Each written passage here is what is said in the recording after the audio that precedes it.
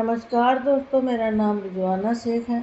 सफलता के रहस्य bye Ramesh Chandra Mehrotra part 19 continue करती हूँ।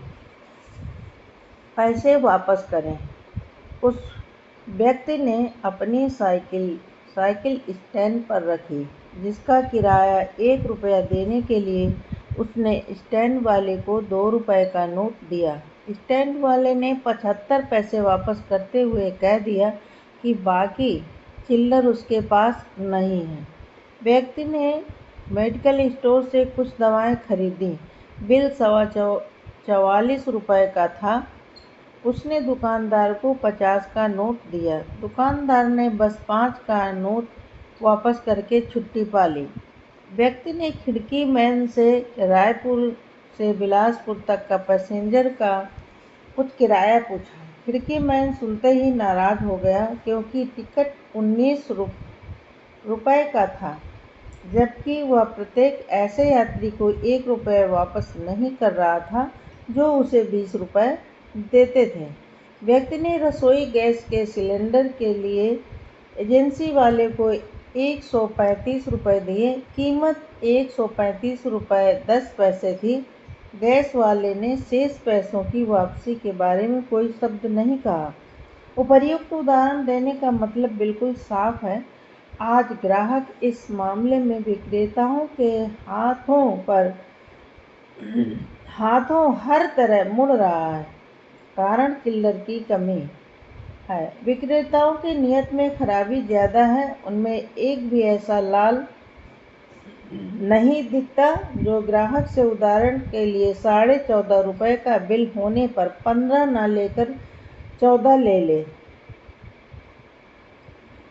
इस सिलसिले में यह तथ्य विशेष रूप से ध्यातव्य है कि आपको उदाहरण के लिए 20 रुपए का रेलवे टिकट 19 रुपए का कोई नहीं देगा, बल्कि यदि आपके पास 10 पैसे भी कम हुए तो आप प्लेटफॉर्म टिकट नहीं खरीद सकेंगे। इसमें कोई शक नहीं है कि कभी कभी चिल्लर उपलब्ध नहीं रहती, पर अगर वह उपलब्ध रहती है और फिर भी हम ज़्यादा समझदार बन जाते हैं, तब हमारा चरित्र अच्छा नहीं कहा जा सकता। मजबूरी और चालूपन में बहुत फर्क है। यदि हम दूसरों के बचे पैसे जानबूझकर उन्हें वापस नहीं करते, तो देर सवेर हमें अपने चेहरे पर बेईमान लिखा हुआ जरूर दिखाई देने लगेगा। आदमी का भीतर से अच्छा होना।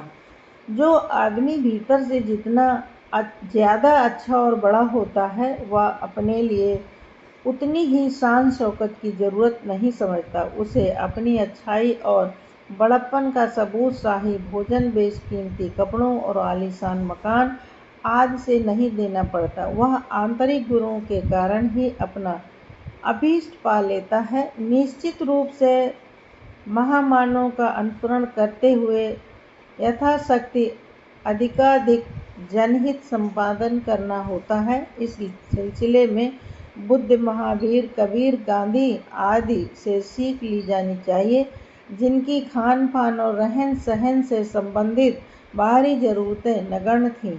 ये महापुरुष करोड़ों लोगों की श्रद्धा के आगार बने, जबकि अपार संपत्ति और वैभव के मालिक, राजनेता आदि करोड़ों लोगों की घृणा के शिकार बनते जा रहे हैं। जब अंदर से अच्छा नहीं होता, तब वह उस कमी को बाहर की टीम टाम से पूरा करने की ज़रूरत महसूस करता है। हर आदमी इज्जत का भूखा होता है। यदि उसमें एक रास्ते से इज्जत पाने की काबिलियत नहीं होती, तो वह उसके लिए दूसरे रास्ते पर दौड़ता है। जब उसके पास नैतिक और सामाजिक उपलब्धियां नहीं होती, तो वह केवल भौतिक और स्वार्थ सीमित उपलब्धियों के पीछे भागता रहता है। यह बिल्कुल जरूरी नहीं है कि समाज में सब लोग संत महात्मा बन जाएं। जरूरत समाज के अन्य मूल्यों के पालन की भी है। धर्म, अर्थ, काम, मोक्ष के अनुसार मानव धर्म के बाद अर्थ का ही महत्व है, लेकिन अर्थ का उपयोग तभी तक सही है जब तक वह व्यक्ति विशेष को इंद्र देवता या महालक्ष्मी बनाने के लिए न होकर सारे समाज के हित के लिए हो। हर आदमी का हक कि उसकी न्यूनतम आवश्यकताएं पूरी होने के साथ उसे अच्छा खाना, अच्छा पहनावा और अच्छा आवास मिले। इस अच्छे की एक सीमा है जिसके आगे बढ़ने पर आदमी लोभी भी हो सकता है, ईर्ष्यालु भी हो सकता है, हीन ग्रंथि से युक्त होकर दिखावेबाज भी हो सकता है और भ्रष्ट, शोषक तथा हिंसक भी हो सकता है। ऐसे आदमी की लिप्सा और हवस करते समय तक पूरी हवस मरते समय तक पूरी नहीं होती। यद्यपि वह यह बात भली भांति जानता है कि उसके साथ दूसरी दुनिया में इसके अलावा कुछ नहीं जाएगा कि वह अच्छा आदमी था या बुरा। उसकी आंखें बहुत देर में उसके बिल्कुल अंतिम समय में खुलती हैं, लेकिन तब तक बहुत देर हो चुकी होती है। यदि हम आंखें समय रहते ही खोल लें तो हमें सर्वोच्च योनि में जन्म पाने से संबंधित सभी ऋणों से ऋण हो जाए, सभी ऋणों से उऋण हो जाए और हमारे लिए मोक्ष एवं अमृत दोनों का मार्ग प्रशस्त हो जाए। बड़ों का निम्न स्तरीय व्यवहार। एक अध्यापक हैं जिनकी 13 वर्ष पूर्व एमए में प्रथम श्रेणी केवल 3 अंकों से रह गई थी। वे उत्तर पुस्तिकाएं जांचने में किसी को भी प्रथम श्रेणी के अंक नहीं देते थे, चाहे परीक्षार्थी ने कितने भी उच्च स्तर के उत्तर लिखे हों। अन्य सब प्रश्न पत्रों में धुआंधार अंक पाने वाले छात्र भी उनके द्वारा जांचे गए प्रश्न पत्र में मार खा जाने के कारण अधिक ऊंचा प्रतिशत नहीं प्राप्त कर पाते। जानकार छात्र उनके प्रति अनादर भाव के साथ मनाते रहते हैं कि उनकी कापियां उनके पास जांचने के लिए कभी न जाएं। अध्यापक महोदय अपने पूर्वाभास से आज तक नहीं उबर पाए हैं और न जाने कितने निरपराध योग्य छात्रों से प्रतिरोध ले रहे हैं। यदि उनसे कोई कहता है कि वे अच्छे छात्रों के साथ अन्याय करते हैं तो उनका रटा रटाया फालतू जवाब होता है कि मैं उन छात्रों से बहुत ज़्यादा अच्छा लिख सकता हूँ। इसे सुनकर जब श्रोता उनसे कहता है कि आप तो अनुभव और योग्यता की दृष्टि से इन छात्रों से दशाधिक वर्ष आगे बढ़ चुके हैं, तो वे दूसरा फालतू जवाब देते हैं कि यदि मुझे कोई आज 100% अंक दे भी दे तो वे मेरे किस काम के होंगे। मैं अपना पुराना नुकसान कभी नहीं भूलूंगा। ठीक है भाई, मत भूलो, पर अपने चाचा से हुए मतभेद की सजा अपने बच्चों को तो न दो।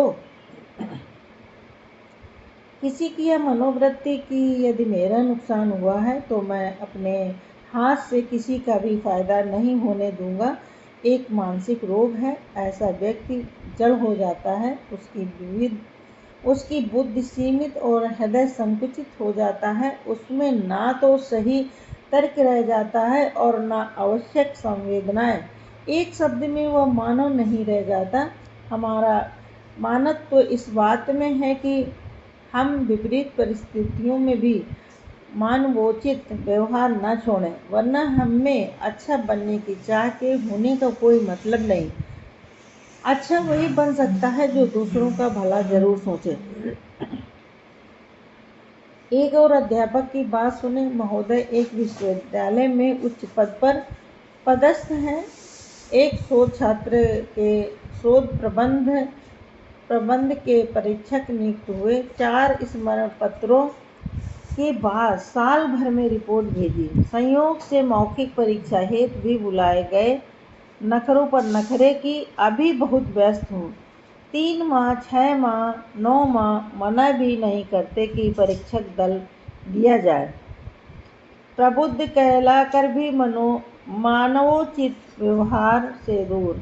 उनमें शायद यह सोचने का मादा ही नहीं है कि शोध छात्र भी एक आदमी है जिसके सामने भविष्य की और उन्मुख आकांक्षाएं और जिसके लिए उसकी शोध उपाधि का महत्व परीक्षक महोदय की महान व्यस्तता के लिए महान ढोंग से 9 गुना कीमती है। पहले छोटे का दायित्व स्वीकार कर लेना और फिर उसे महत्व न देकर लटकाते जाना बड़ों को शोभा नहीं देता। उन्हें छोटों को तंग करने और उनके भाग्य से खेलने का कोई नैतिक और वैधानिक अधिकार नहीं है। उनका बड़प्पन इस बात में है कि वे छोटों से कैसा व्यवहार करते हैं। सिर्फ अपना और अपने बड़ों का ध्यान रखने वाले तो बिना ढूंढे हर तरफ मिल जाते हैं। Thank you.